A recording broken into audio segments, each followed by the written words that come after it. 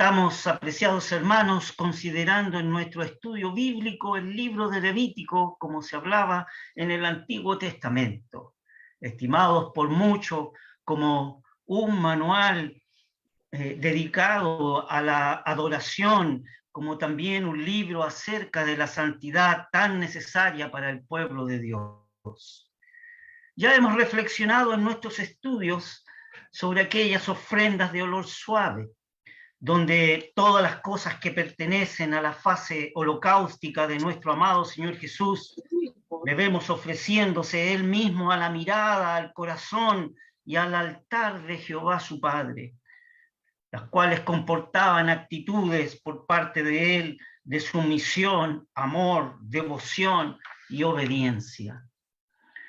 Esto era lo que tipificaba aquel judío piadoso que se acercaba a la puerta del tabernáculo del testimonio para expresar su gratitud a Dios conforme a las ofrendas de grato olor, prescritas en la palabra de Dios. Este judío piadoso se acercaba como un adorador.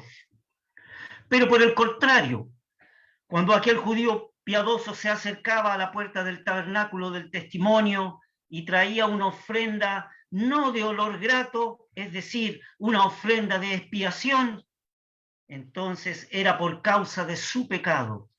Aquí entonces se presentaba como un pecador, tal como lo expresa el texto inspirado por el divino autor allí en Levítico 4:2, que ya hemos considerado.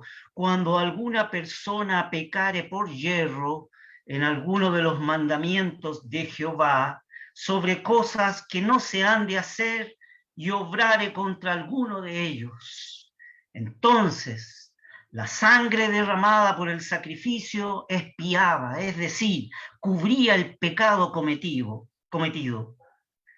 Pero habíamos considerado en nuestro estudio anterior que habían ciertos aspectos del rito en la ceremonia del sacrificio de ofrenda por expiación. Decíamos que si era el sacerdote ungido quien pecaba, o si toda la congregación de Israel era la que pecaba por yerro, entonces este pecado afectaba en tres aspectos principales. El primer aspecto que afectaba ese pecado era el santuario de Dios. ¿Por qué? Porque era donde el sacerdote ungido ministraba, o porque era donde el pueblo de Dios adoraba. Entonces tenía que hacerse una aspersión de la sangre 7 veces delante de Jehová hacia el velo del santuario en el lugar santo. Esto garantizaba la comunión de Jehová tanto con el sacerdote ungido como con el pueblo. Pero había un segundo aspecto del grado que afectaba el pecado, si es que pecaba la congregación o el sacerdote ungido, y era la adoración de la congregación o la adoración que tenía el sacerdote ungido. Entonces, para poder ser expiada, el sacerdote tenía que poner la sangre del sacrificio sobre los cuernos del altar de oro, aquel mueble que estaba en el lugar santo, que es el altar de perfume o el altar de incienso, tenía que poner la sangre sobre los cuernos de ellos. Esto garantizaba que el culto que expresaba tanto el sacerdote ungido como la congregación, así la llama del incienso y su suave olor subían continuamente delante de Dios. Por lo tanto, el culto estaba expiado, cubierto ese pecado.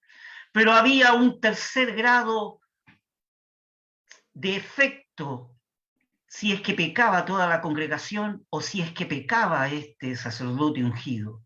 Y ese tercer grado era la conciencia individual, tanto para el sacerdote si es que pecaba, como para toda la congregación si es que esta congregación pecaba. Entonces, ¿qué se hacía para poder cubrir ese tercer grado de falta? Se derramaba la sangre del sacrificio al pie del altar del holocausto, el cual estaba a la puerta del tabernáculo del testimonio. Ese acto respondía completamente a las exigencias de Dios con respecto a la conciencia individual. La sangre era derramada donde el pecador se encuentra con Dios. Y esa sangre derramada era un aspecto de que Dios aceptaba esa sangre que se derramaba por causa de ese pecado. Pero además, considerábamos en nuestro estudio anterior que si pecaba por ayer un príncipe, es decir, un jefe, un anciano o un prominente del pueblo, o si pecaba alguna persona común del pueblo de Israel, entonces decíamos que solo estaba afectada la conciencia individual, de manera que la ofrenda de expiación respondía a todas las necesidades más profundas del hombre. Aquí vemos que este tipo nos presenta a Cristo como aquel que llevó la terrible carga del pecado y sufrió en razón de nuestra rebelión y de nuestra culpa. Fíjese, apreciados hermanos, que el Nuevo Testamento lo expresa así. Al que no conoció pecado, hizo pecado, es decir, fue hecho pecado por nosotros, para que nosotros fuésemos hechos justicia de Dios en él, como dice en 2 Corintios 5:21. Su sacrificio tiene un carácter vicario, es decir, representativo, porque representa a Jesucristo haciéndose cargo de todo el demérito que tiene el pecador. También manifestábamos anteriormente que cuando el judío piadoso, como decíamos, traía una ofrenda de holocausto, venía como un adorador. Y cuando se acercaba con una ofrenda de expiación, venía como un pecador. Pero aquí, apreciados hermanos, hay un punto que como detalle es fundamental para nosotros. Podríamos preguntarnos la siguiente pregunta. ¿Qué pasa con nuestra visita inconversa cuando se acerca a la reunión de la iglesia local? Esto, apreciados hermanos, nos obliga a considerar como de una importancia vital la necesidad de tener una reunión donde siempre se exponga en forma exclusiva el Evangelio. Una reunión donde la visita inconversa se acerque a Dios como pecador. Es allí donde el Espíritu Santo redarguirá su conciencia de pecado. Pero, por lo contrario, si constantemente nuestra visita inconversa se acerca a la reunión de ministerio donde solo se expresa la alabanza y la adoración a Dios, siempre escuchará un mensaje muy cómodo para su alma, cuyo efecto será ser convencido. Y no faltará aquel que con el tiempo lo tratase como un hermano en la fe, siendo una visita inconversa.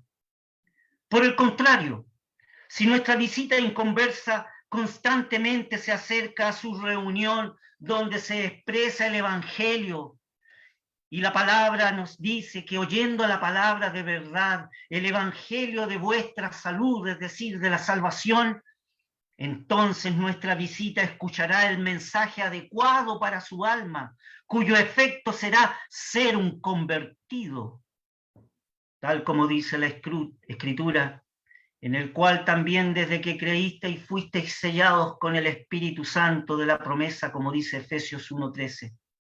He aquí, apreciados hermanos, el método divino, el método que debemos considerar, pues su razón es que Dios es justo, pero su justicia es una expresión de su gracia, porque Dios ha desplegado su justicia en forma del acto expiatorio en la cruz.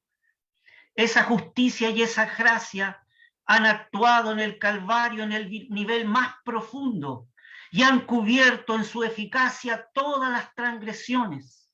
El único sacrificio de Cristo efectuado, como dice Hebreos 9:26, una sola vez en la consumación de los siglos.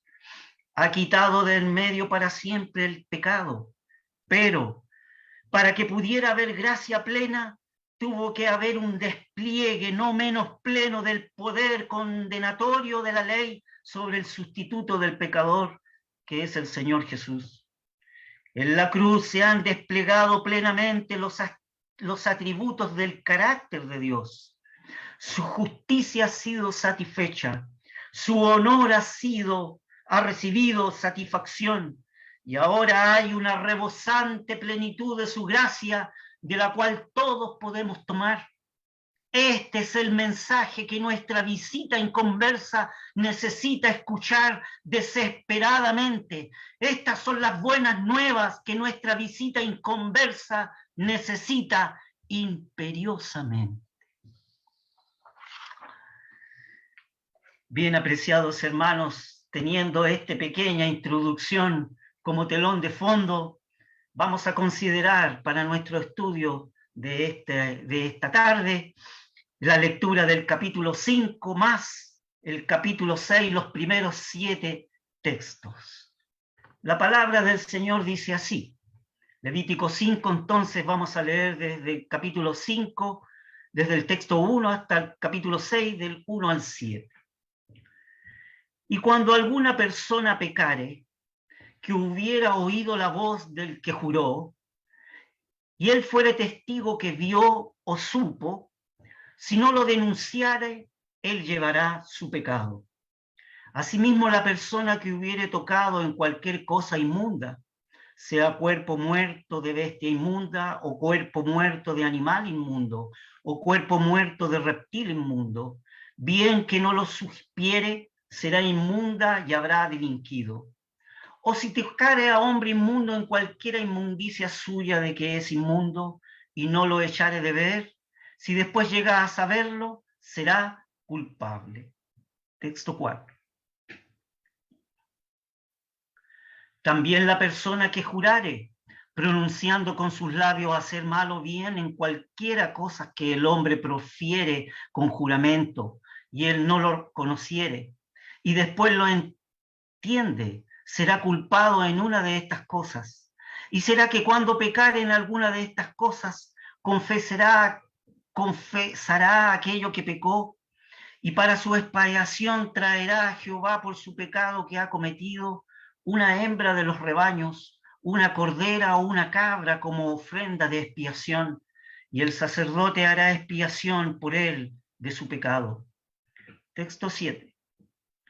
Y si no le alcanzare para un cordero, traerá en expiación por su pecado que cometió 2 tórtolas o 2 palominos a Jehová, el uno para expiación y el otro para holocausto. Y ha de traerlos al sacerdote, el cual ofrecerá primero el que es para expiación, y desunirá su cabeza de su cuello, mas no la apartará del todo, y rociará de la sangre de la expiación sobre la pared del altar, y lo que sobrare de la sangre lo exprimirá al pie del altar, es expiación. Y del otro hará holocausto conforme al rito, y hará por él el sacerdote expiación de su pecado que cometió, y será perdonado. Mas, si su posibilidad no alcanzare para 2 tórtolas o 2 palominos, el que pecó traerá por su ofrenda la 10ª parte de un efa de flor de harina por expiación. No pondrá sobre ella aceite, ni sobre ella pondrá incienso, porque es expiación. Traerála pues al sacerdote, y el sacerdote tomará de ella su puño lleno en memoria suya, y hará arder en el altar sobre las ofrendas encendidas a Jehová, es expiación. Y hará el sacerdote expiación por él de su pecado que cometió en alguna de estas cosas, y será perdonado. Y el sobrante será del sacerdote, como el presente de vianda. Habló más Jehová a Moisés diciendo: cuando alguna persona cometiere falta y pecare por yerro en las cosas santificadas a Jehová, traerá su expiación a Jehová un carnero sin tacha de los rebaños, conforme a tu estimación, en siclos de plata del siclo del santuario, en ofrenda por el pecado. y pagará aquello de las cosas santas en que hubiere pecado, y añadirá a ello el quinto, y lo dará al sacerdote, y el sacerdote hará expiación por él con el carnero del sacrificio por el pecado, y será perdonado. Finalmente, si una persona pecare o hiciera alguna de las cosas, alguna de todas aquellas cosas que por mandamiento de Jehová no se han de hacer, aún sin hacerlo a sabiendas, es culpable y llevará su pecado. Traerá pues al sacerdote por expiación, según tú lo estimes, un carnero sin tacha de los rebaños, y el sacerdote hará expiación por él de su yerro que cometió por ignorancia, y será perdonado. Es infracción, y ciertamente delinquió contra Jehová. Leeremos ahora la porción del capítulo 6, desde el texto 1 al texto 7. La palabra del Señor dice así: y habló Jehová a Moisés diciendo: cuando una persona pecare e hiciere prevaricación contra Jehová y negare a su prójimo lo encomendado o dejado en su mano, o bien robare o calumniare a su prójimo, o sea que hallándolo perdido, después lo negare y jurare en falso en alguna de todas aquellas cosas en que suele pecar el hombre. Texto 4. Entonces será que, puesto habrá pecado y ofendido, restituirá aquello que robó, o por el daño de la calumnia, o el depósito que se le encomendó, o lo perdido que halló, o todo aquello sobre que hubiere jurado falsamente, lo restituirá, pues por entero, y añadirá a ello la quinta parte que ha de pagar a aquel a quien pertenece en el día de su expiación. Y por su expiación traerá a Jehová un carnero sin tacha de los rebaños, conforme a tu estimación, al sacerdote para la expiación, y el sacerdote hará expiación por él delante de Jehová, y obtendrá perdón de cualquiera de todas las cosas que suele ofender. Veíamos que en la porción de Levítico capítulo 5 del 1 al 13, allí se está considerando la segunda parte de la ofrenda de expiación que estudiamos en el capítulo 4. Aquí encontramos casos que no exigían más que una aplicación inferior aún de la expiación, casos de juramento y de tocar cosas inmundas. Sin embargo, estos afectan la conciencia individual del individuo, por los cuales la 10ª parte de un efa de flor de harina se admitía como expiación. Un efa equivale a 37 litros más o menos, esa es la conversión, donde la 10ª parte equivale a 3,7 litros. Entonces la 10ª parte de un efa de flor de harina era la que se aceptaba para la expiación. Qué contraste, apreciados hermanos, entre la expiación ofrecida por el macho cabrío de uno de los príncipes y aquel puñado de flor de harina de un pobre, dentro del cual debía ser sin aceite y sin incienso, reza la Escritura. Sin embargo, en este caso, al igual que en el otro, está escrito: y será perdonado. Esto nos enseña, apreciados hermanos, que el valor de la obra de expiación del Señor Jesús es eficaz para todo aquel que en él creyere, sea grande o pequeño, sea poderoso en posición o muy simple en condición. Esta clasificación es de admirable sencillez y nos ayudará mucho a comprender las diversas clases de ofrenda. Y en cuanto a los diferentes grados de cada clase, ya sea un becerro, una cabra, un carnero, un ave o un puñado de flor de harina. Todo esto nos indicaba otras tantas aplicaciones diversas de la misma verdad. ¿Y cuál es la misma verdad? El pecado del hombre. Podemos observar entonces en la porción leída de Levítico 5, del 1 al 13, que trata la misma materia que en el capítulo 4 de Levítico, de nuestro libro. Y siendo así, Las dos porciones, el capítulo 4 de Levítico y Levítico del 5 del 1 al 13, están encerradas entonces bajo el mismo título. Ambas porciones son la ofrenda por el pecado o la ofrenda de expiación. Pero ahora nos llama, fíjese, la atención la siguiente frase. Fíjese que en cada clase de ofrenda están anunciadas ciertas palabras que en hebraico dirían así: Vaideber Yahvé el Moshe Lemor, es decir, y habló Jehová a Moisés, donde la partícula hebraica Vayeder, que es habló, fíjese que está en un verbo que es de característica llamada piel, que es una acción intensiva, y viene de la raíz dabar, que es hablar y proclamar. Así que cuando leemos en la Escritura, y habló Jehová a Moisés, ese habló es una acción intensiva por parte de Dios. Estas palabras de acción intensiva solo sirven de introducción a las ofrendas expiatorias. Cosa curiosa. Para todas las ofrendas expiatorias está esta frase: y habló Jehová a Moisés. Vaideber, en forma intensiva, no imperativa, pero sí de una acción intensiva por parte del sujeto, y aquí el sujeto es Dios, como dando a entender de que toda la estructura de las ofrendas de expiatorias son de una importancia vital. ¿Y por qué, podríamos preguntarnos? Porque son las que quitan, cubren y borran el pecado del hombre.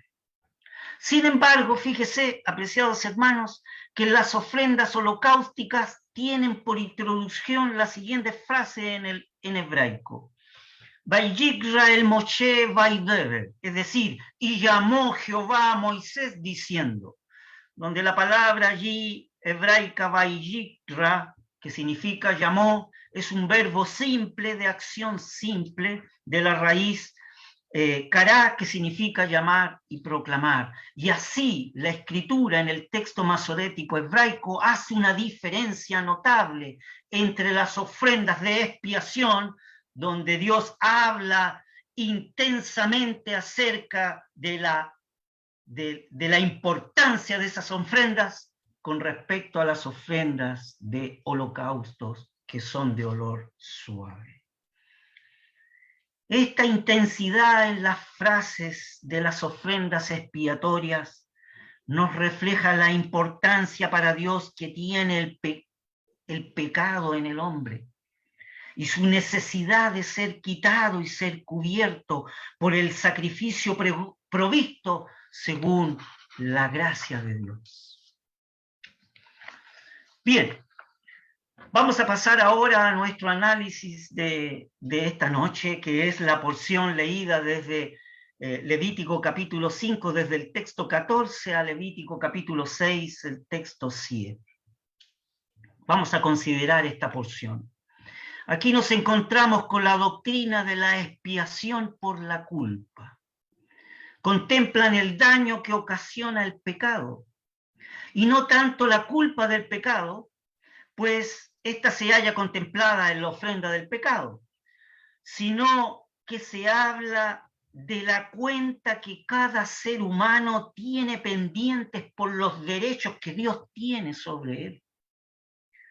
Tal como expresa el texto inspirado cuando David lo expresó con su corazón de amargura: a ti solo he pecado, he hecho lo malo delante de tus ojos, porque seas reconocido justo en tu palabra y tenido por puro en tu juicio, dice el Salmo 51, el texto 4. Fíjese que el vocablo hebraico que identifica esta ofrenda es Asham, cuyo significado es ofrenda por la culpa u ofrenda por la culpabilidad. Estas se dividían en dos clases: las faltas contra Dios y las faltas contra los hombres. Analicemos entonces en una pequeña porción acerca de las faltas contra Dios. Leemos aquí en Levítico capítulo 5 el texto 15 que dice así: cuando alguna persona cometiere falta y pecare por yerro en las cosas santificadas a Jehová, traerá su expiación a Jehová un carnero sin tacha de los rebaños, conforme a tu estimación, en ciclos de plata del ciclo del santuario, en ofrenda por el pecado.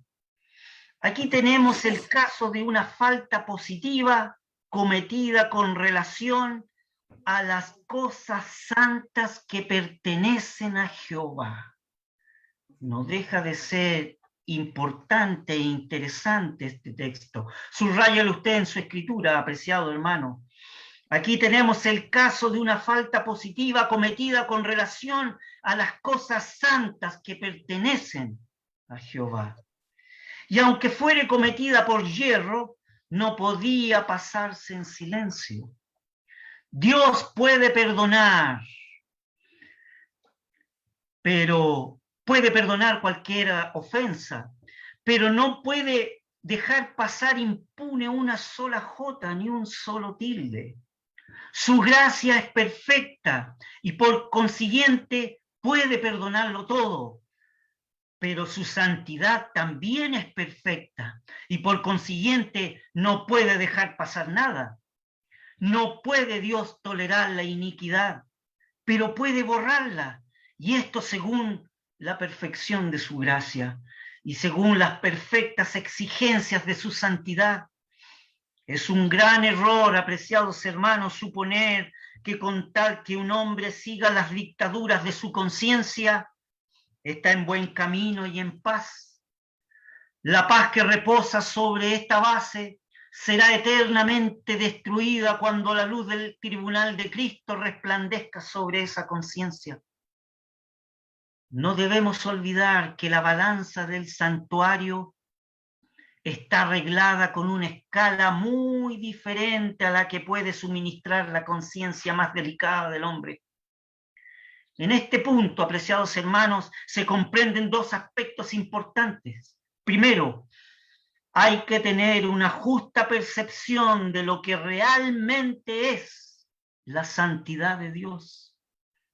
Y segundo, tener un reconocimiento del fundamento de la paz que el creyente tiene en la presencia divina.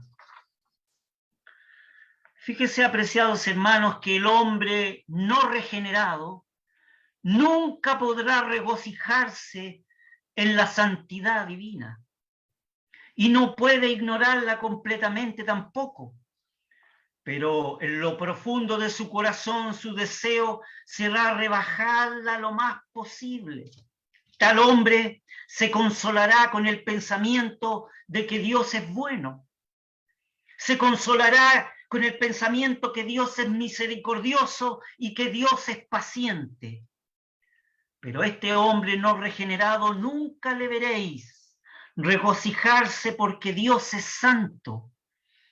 Todos sus pensamientos sobre la bondad de Dios, su gracia y su misericordia son profanos, porque quisiera encontrar en los diversos atributos una excusa para poder seguir y continuar en sus pecados.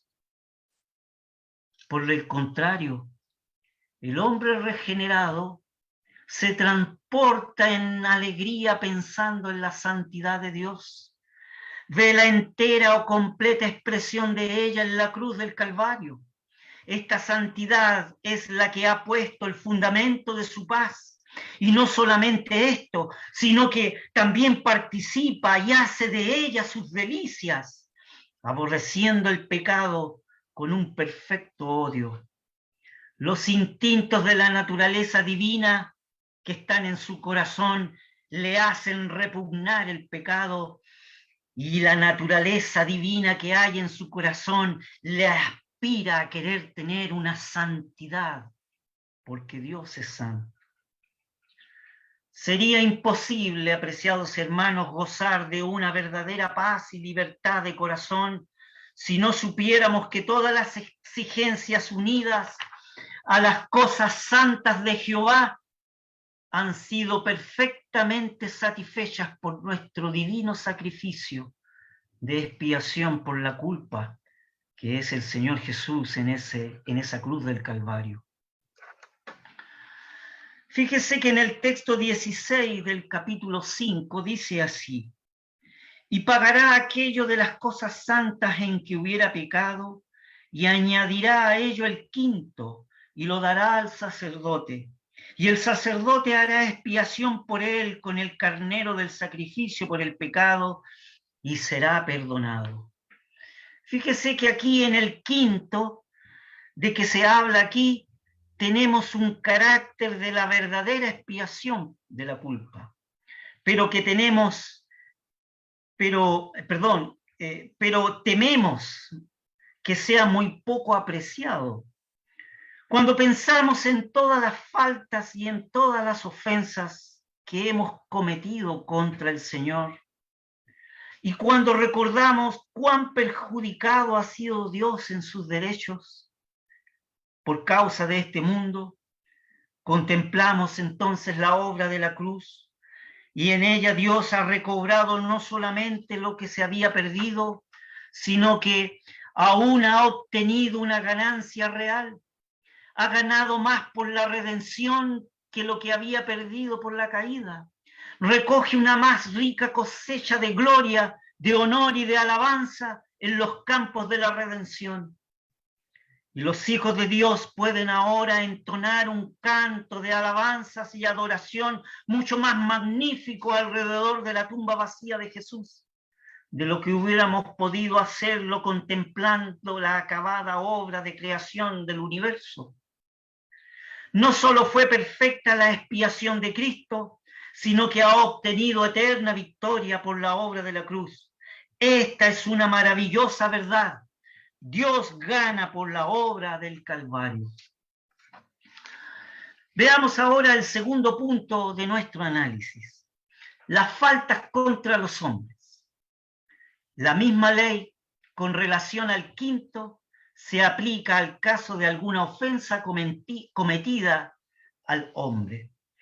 Mire lo que dice la lectura del capítulo 6, desde el texto 2 al texto 5. Dice así: cuando alguna persona pecare e hiciere prevaricación contra Jehová, y negare a su prójimo lo encomendado o dejado en su mano, o bien robare o calumniare a su prójimo, o sea que hallándolo perdido, después lo negare, y jurare en falso en alguna de todas aquellas cosas en que suele pecar el hombre, entonces será que puesto habrá pecado, y ofendido restituirá aquello que robó, o por el daño de la calumnia, o el depósito que se le encomendó, o lo perdido que halló, o todo aquello sobre que hubiere jurado falsamente, lo restituirá pues por entero, y añadirá a ello la quinta parte, que ha de pagar a aquel a quien pertenece en el día de su expiación. Encontramos un hermoso principio en la expresión contra Jehová. Aunque el asunto en cuestión fuese un agravio hecho al prójimo, no obstante, Jehová lo miró como una ofensa contra sí mismo. Todo debe considerarse en relación con Jehová. Poco importa a quién concierne directamente, Jehová debe tener el primer lugar. Así como cuando la conciencia de David fue traspasada por la flecha de la convicción, viendo lo que había hecho con Uría, exclamó: pequé contra Jehová. Allí en 2 Samuel, capítulo 12, 3, léalo usted después en el contexto. Este principio no debilita en nada los derechos del hombre ofendido. El hombre, lo mismo que Dios, saca una ventaja positiva de la cruz. Contemplando esta cruz, el creyente puede decir: a pesar de todas las injusticias que se me han hecho, todas las faltas que se me han cometido para conmigo, aunque he sido engañado y que se me ha hecho mal, tengo un provecho en la cruz. No solo he vuelto a ganar lo que había perdido, sino mucho más aún. O sea que pensemos en la persona ofendida o en el ofensor, quedamos igualmente sorprendidos de los gloriosos triunfos de la redención. Este evangelio promete, apreciados hermanos, resultados maravillosos. Todas las ofensas están perdonadas, pero, la Escritura advierte, ¿perseveraremos en el pecado para que la gracia crezca? De ninguna manera, expresa la Escritura, de ninguna manera. La ley de este sacrificio manda al culpable a restituir a aquel a quien ha agraviado con el total y el quinto por añadidura. Este es el noble testimonio a la gracia y a la justicia de Dios.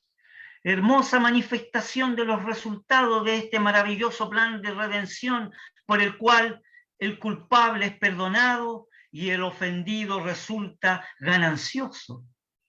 Si la conciencia ha encontrado la paz por la sangre de la cruz en cuanto a los derechos de Dios, es preciso entonces que la conducta también esté de acuerdo con la santidad de la cruz en cuanto a los derechos del hombre. Nada deshonra tanto, apreciados hermanos, la pura gracia del Evangelio, como suponer que un hombre puede pertenecer a Dios mientras que su conducta y su carácter no llevan el sello de la santidad. Dios conoce todas sus obras, sin duda, pero nos ha dado en su santa palabra signos con los cuales podemos discernir los que pertenecen a Dios. Por eso la Escritura claramente lo establece diciendo, pero el fundamento de Dios está firme teniendo este sello. Conoce el Señor a los que son suyos, y apártese de iniquidad todo aquel que invoca el nombre de Cristo.